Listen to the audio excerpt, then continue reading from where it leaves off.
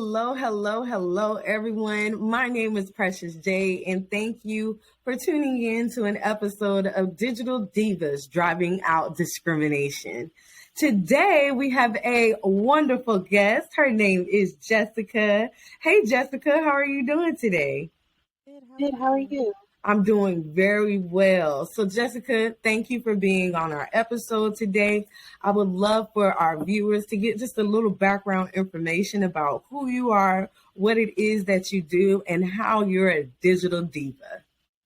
Thank you. Again, I greatly appreciate the invitation. I'm excited to be here. Again, my name is Jessica. I go by Curly Angel, and that's Curly Angel with a K. I am a competitive fighting game player, focusing on Tekken 7 right now, but I am excited for Tekken 8 and Street Fighter 6 to come out. But I am also a tournament organizer online and offline, and I do host ladies only Tekken 7 lobbies every week on Wednesdays. So tell me more about that ladies only platform that you had. So it is just a lobby that I host every Wednesday. It's usually about 8 o'clock Eastern for ladies or, any persons that identify as women. So that's trans and non-binary women included, or trans and non-binary persons included. And all we do is we just link up. It's about a 6-person lobby typically. And we just play for a couple hours against each other. Just to gain some experience with other players, other characters, and just to connect with other women in the space as well. That's awesome. And may I ask, why did you feel the need to have that space? Why did you think it was necessary for women and non-binary people of the LGBTQ plus community that identify? Tell me more about why you created this safe space. Just because in gaming in general, especially fighting games, it's very male dominated. And oftentimes as women, we don't feel safe. It's hard for us to go to offline events, whether they be, an arcade or a tournament, alone, just with ourselves and our controller, and have a man walk up to us and say, "Hey, are you here for your boyfriend?" And it's like, no, I'm here to play. Like, surprisingly, I'm here to play. And just it's not a lot of us either. I've been doing this for a little bit now, and it's not a lot of women. I mean, in my local scene, it's me and one other woman. Any other women that we play with are in different states. So it's not a lot of us. So, it's my way to try to kind of interact with other women, meet other women, and give them a place to feel safe to play, because a lot of them don't like going to offline events either because it's just them. That's interesting. That's definitely interesting. And I know that you said a lot of times you hear males ask females in those spaces, "Are you here for your guy?" Yeah. Have you ever had any instance where that has happened to you, or maybe even more has happened to you? Give me an example. So I am actually very fortunate that it has not happened to me.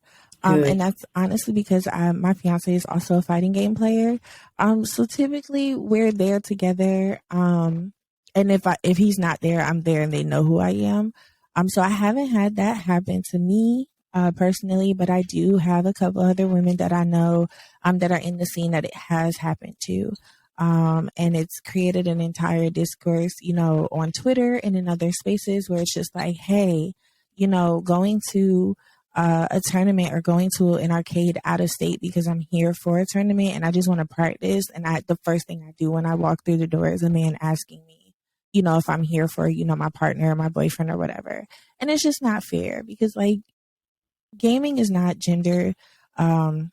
It is gender inclusive. So like anybody can play the game, so to just assume that, as a woman, I'm in this space just to support my partner is unfair. Yeah, it is. What would you say are the most common forms of discrimination for women in gaming? So we talked about one, definitely being asked, like, you're not even supposed to be in this space, or are you here to be a cute cheerleader on the side? What other types of discrimination have you seen women face? A lot of times it's that we don't know what we're doing. That we can't play. We're not good enough to compete. Especially if it's a competitive setting. I mean, I know I primarily focus on fighting games right now. But you know, everybody I think has picked up Call of Duty once or twice in their life. You know, if you've played video games, you've definitely played Call of Duty. And You I just start with Call of Duty, Grand Theft Auto. You're like, wait, I'm just exactly, entering. I started exactly. with Sims. Right. You know, everybody starts somewhere. Me, I actually started with Call of Duty. Call of Duty was the first video game that I like took very serious to play on a competitive level.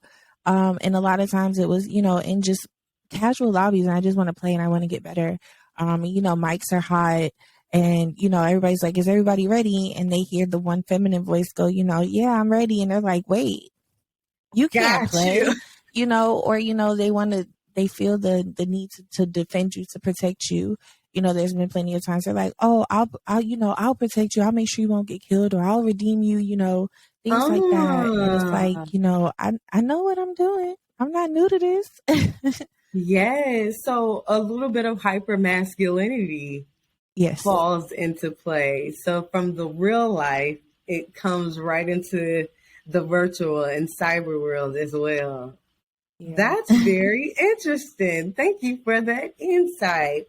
So how do you all fight that discrimination other than creating those spaces? Is there ways that is there a way that a man has came and helped you in the correct way? Oh, absolutely. Absolutely. And what would that way look like? So for me, when I first started playing fighting games, Tekken is my first competitive fighting game.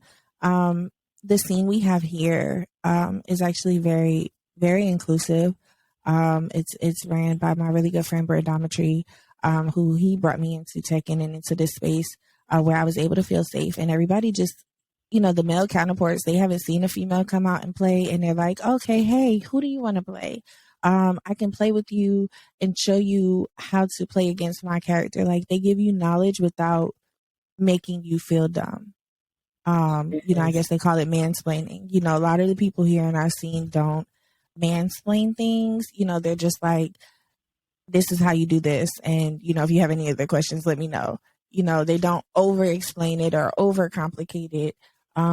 And they still, you know, for lack of a better term, because it's a fighting game, they beat on you the same, you know. I'm Yeah. just like, you know, don't take it easy on me. You Don't know, take it easy on me. you know, these are all players that are like higher level players. You know, I have friends that are sponsored by esports teams, you know, that compete and I'm like, you know, let's lab. And they're like, okay, I'm not gonna go easy on you. And I'm like, I don't expect you to, because that's the only way I'm gonna learn. You know, you only gotta Yeah, beat me so many times before I try to learn how to beat you back, you know? But exactly. that's all. Just make me feel inclusive, make me feel like I'm not special just because I'm a woman. That's beautiful. And the last question that I would ask you, what is what is some advice you would give a female who has faced discrimination or harassment, and is not feeling like there's a home or a tribe that she belongs to? What would you tell her? That there's always a space for you. Um, one, me, you know, self plug if I want to, I guess. There's always a Absolutely. space. There's always a space for you with me, and with my community of women. There are men that are in my community as well that are there for support, and that have a little bit more knowledge than, you know, some of us that can help you with anything, and give you resources for, you know, any games that you want to play. But there's always a space for you. Don't let anybody's thoughts or actions towards you define who you are in this community or who you become in this community. Um, there's room for everybody. So nobody's better than anybody. There's room for all of us here. There's no need for us to try to exclude any particular parties for any particular reason. And if you can't find a tribe, make one. That's the part right there. If you cannot find a tribe, make one. Thank you so much, Jessica. Tagline is Curly Angel. Thank you so much for joining us today. Are there any other things that you would like to share with us? Any upcoming events that you may be doing soon? Absolutely. We do host weekly events in Greensboro, North Carolina. If you're in the area or in the surrounding areas, they're called 10 Frame Tuesdays. We host Street Fighter Third Strike. We host Tekken 7, obviously, and we actually do Ultra Marvel vs. Capcom 3. And we're actually having a free JoJo's bracket as well weekly. And then we host monthly events, which is called Iron Fist Monthly, every second Saturday of every month. Me personally, you can catch me on Twitch, twitch.tv Curly Angel, Wednesdays, 8 p.m. for I call them Shorty Sesh Wednesdays. So it is ladies only Tekken 7 lobby. I do have a Discord as well. If you follow me on Twitter, which is the same as my name, Curly Angel, you can find that Discord and hop in there. We don't just play Tekken, we play other games as well. Let's see. I do host online tournaments as well too. Sorry, I know I do a lot. No, let's get it. I'm a sponsored tournament organizer for the Sweets event for my good friend Mani. And we do Monday Madness tournaments for Tekken, which is every Monday at 7 p.m. Eastern. And then every Sunday we do a themed tournament event. So our next event, if you are into Tekken 7 and you have a character that is locked at the Mighty Ruler rank, you can join that tournament as well. Again, all the details are on my Twitter, which is Curly Angel, KurleyAngel. But I do appreciate this opportunity and for you giving me this space to have a voice for the women out here in this space. Thank you so much for joining us. We definitely feel here at C2 Grips that inclusivity is what matters most. And so that's why we created this series. And we are so glad to have you as one of our guests. So thank you again, Jessica, aka Curly Angel. Thank you all who clicked and viewed. You can learn more about C2 Grips at www.c2grips.com. You can also learn more about joining our Grip Squad and becoming an affiliate on that same website. Visit us at C2 Grips on Instagram, Facebook, Twitter, LinkedIn, anything you can think of. Just look us up on C2 Grips. Make sure to follow and subscribe. Hit that notification bell down below so that way you know every time we drop a new exclusive drop. Thank you again, Jessica. Thank you, C2 Grips. Thank you, YouTube. And thank you to the Digital Divas driving out discrimination. Have a great one. Bye.